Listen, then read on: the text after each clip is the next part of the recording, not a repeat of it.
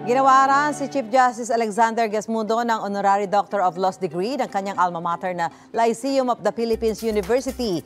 Kasabayan ang pagtatapos ng mga estudyante na ginanap sa Philippine International Convention Center. Sa talumpati ni Gasmundo, binigyan din niya ang kahalagahan ng pagmamahal sa bayan.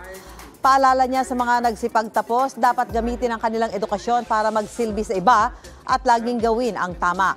May tungkulin daw ang mga mamamayan na alamin ang totoo at ipaglaban ito sa gitna ng paglipanan ng anyay disinformation. 1977 na magtapos si Gasmundo sa Lyceum sa kursong Economics.